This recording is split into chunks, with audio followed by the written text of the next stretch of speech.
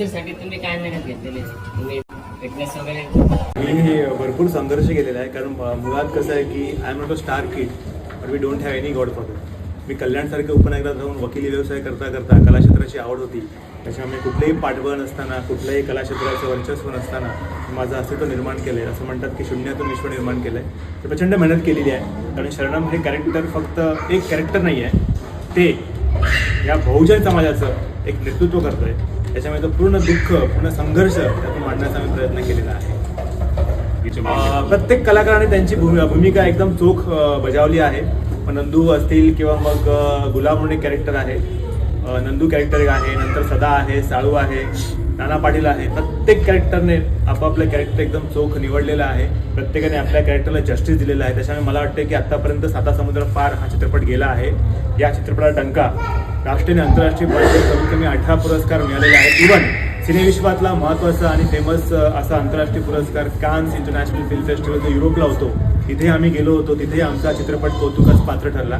So असा संपूर्ण सामाजिक विषयावर मांडलेला विषय आहे. भरपूर पुरस्कार मिळालेले आहेत आणि एक सुंदर संवाद त्यातला मला आठवतोय की काट्यांवर चालणारी व्यक्ती ध्येयापर्यंत लवकर पोहोचते, कारण पायात रुतणारा काटा पावलांचा वेग वाढतो.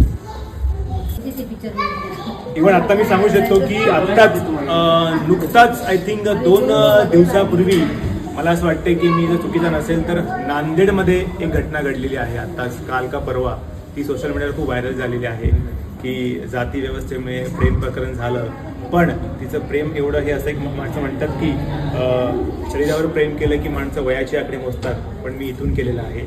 सो तिने त्या प्रेताशी, म्हणजे ज्या प्रियकराशी ती प्रेम करत होती त्याच्यावर तिने लग्न लावलं, कुंकू लावला.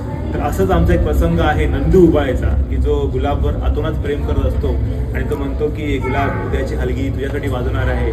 त्या राखेत तो हात टाकतो, म्हणजे जिच्यावर तो आतूनात प्रेम करतो त्या राखेतनं हात टाकतो आणि ती राख त्या ह्याच्यावर वाजवतो, हलगीवर. आणि तो सीन काय अप्रतिम सीन आहे. म्हणजे कसं असतं की प्रेम व्यक्त करणं खूप इझी आहे, पण प्रेम असूनही व्यक्त करता येत नाही, हा प्रेमाचा विरह आहे.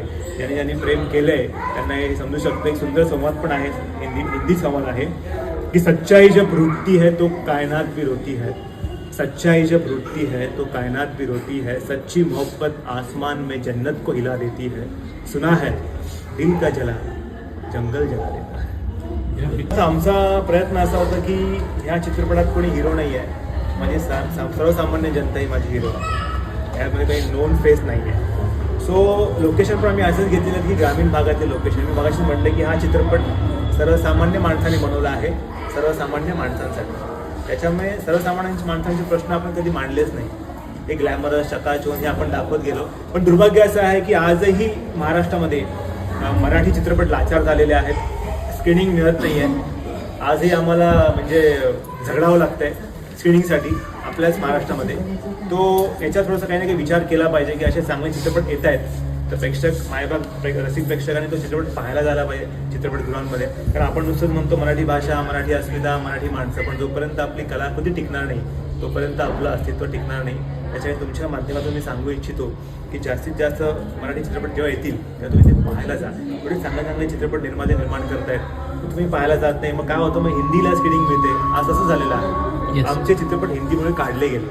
आता मी थोडासा संघर्ष केला, सर्व पुनापुनी केली, त्यामुळे आज परत लागले चित्रपट. तेवढंच आहे की तुमच्या माध्यमातून सांगू इच्छितो की खूप भयानक वास्तव आहे मराठी इंडस्ट्रीसाठी.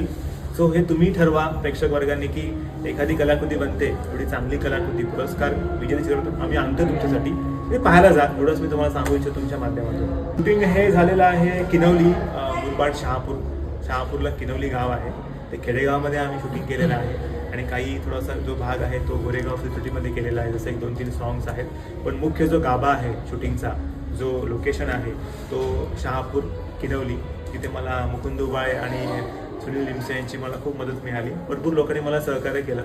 तर हा असा सगळा आमचा प्रवास खूप मोठा प्रवास होता. वेळेचा अभाव आहे, थोडक्यात मी तुम्हाला सांगू इच्छितो. सर गाणी वगैरे किती चित्रपटामध्ये एकूण 5 गाणी आहेत आणि एकदम दिग्गज गायक आहेत. एक तर आहेत सर्वांना माहिती आहेत महाराष्ट्राचा आवाज अजय गोगावले आहेत. नंतर पहाडी आवाज आपले आदर्श शिंदे साहेब, त्यांनीही गाणं गायलं आहे. दुसरी गोष्ट म्हणजे लेजेंडरी सिंगर ज्यांची गाणी आपण लहानपणापासून ऐकत आलो ते हरिहरन सर, त्यांनी पण गाणी गायलेली आहेत आणि त्यात आम्ही एका नवोदित सिंगरला एक चान्स दिलेला आहे. सो अशी 5 गाणी खूप आणि अफलातून गाणी चालू आहेत. त्यातलं माझं फेवरेट गाणं तू माझ्या नशिबाचा तारा, त्याला आत्ताच 2 दिवसापूर्वी 1M वर व्ह्यूज गेलेले आहेत. सध्या ट्रेंडिंगमध्ये गाणं आहे. अजय सरांचं गायलेलं गाणं आहे. विजय गवंडे सरांनी म्युझिक दिलेलं आहे आणि वैभव देशमुख यांनी ते लिहिलेलं आहे. सर एक मिनिट, चित्रपट महामंडळाच्या माध्यमातून आपल्याला काही ते सहकार्य काही त्या ठिकाणी मी एकच सांगू इच्छितो तुमच्या माध्यमातून की जास्तीत जास्त मराठी फिल्मला थिएटर भविष्यात देणं हे सरकारचं काम आहे.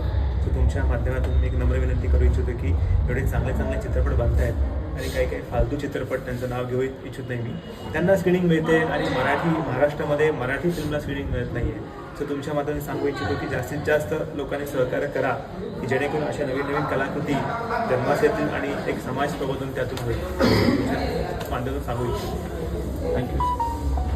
डन. Okay, thank you.